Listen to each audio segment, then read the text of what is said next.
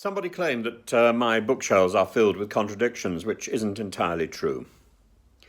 I adore strong-minded people on whatever side of the political divide they happen to be. I adore people who can actually put their views forward, who don't fall into the gutter of sloganizing, and who can defend their positions, whether I agree with them or not.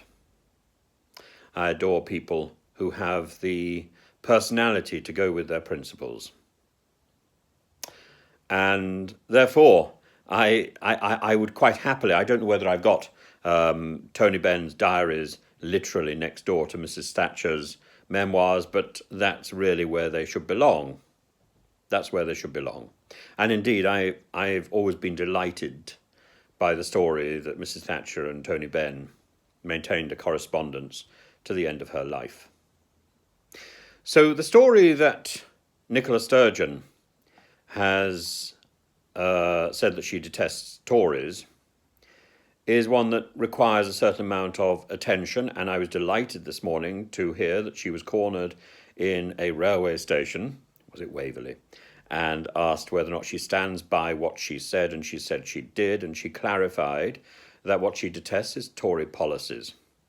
And then she went on to be specific, and she said it is wrong that the debate at the moment is whether to take money from the poorest in our society, people receiving benefits, to cut benefits further or not to raise benefits in line with inflation that indeed the present Chancellor has partly caused, and to give that money that they take away from the poor to the rich. And I think her observation is perfectly sound. I too detest that policy, if that is indeed the policy. I too detest the idea that we don't look after the poor, that we don't give advantage to people who need it. Our job as a civilized society is to care for the poor, to look after strangers who appeal for our help, to be mindful of justice, to nurture creativity, to foster enterprise. These, I think, are both Tory values, conservative values, and also socialist values, shared by both the SNP, the Labour Party, and indeed others. I think there's a broad church on which most politicians can agree. But I must say, if the Conservative Party wishes to redefine itself as the party that attacks the poor and gives to the rich, then it's certainly not a party I would acknowledge with any affection. And I also think that's not the party of people like Mrs. Thatcher, Disraeli, Salisbury, Churchill. I know there's rhetoric and I know there's polemic in all directions.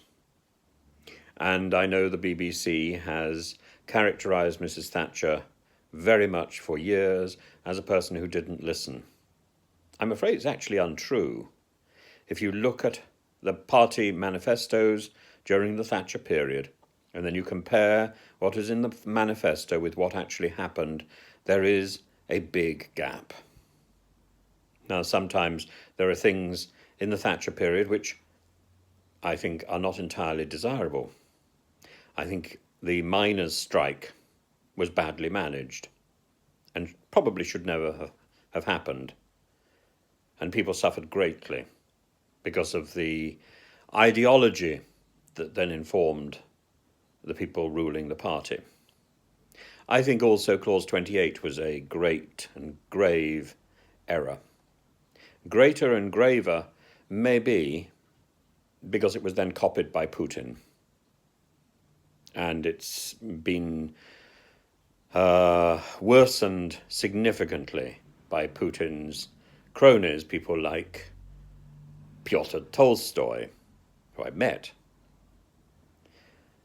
We can lead the way in thoughtful political debate, but we won't do so if all we can do is hurt other people, sloganize, and not listen.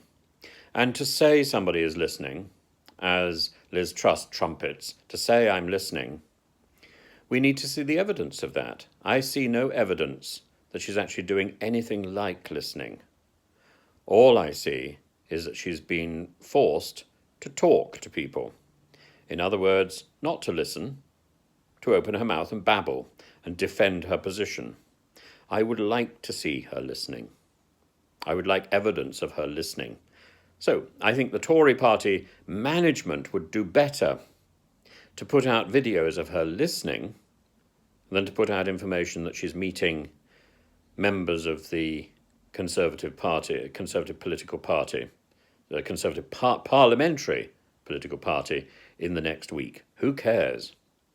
If she's going to harangue them, as she harangues most people with her slogans, people are going to go to sleep in those meetings. We've heard them all before, Liz. What we need now is for you to sit and listen and change your tone and your tune, and ideally just clear off. Make way for somebody else.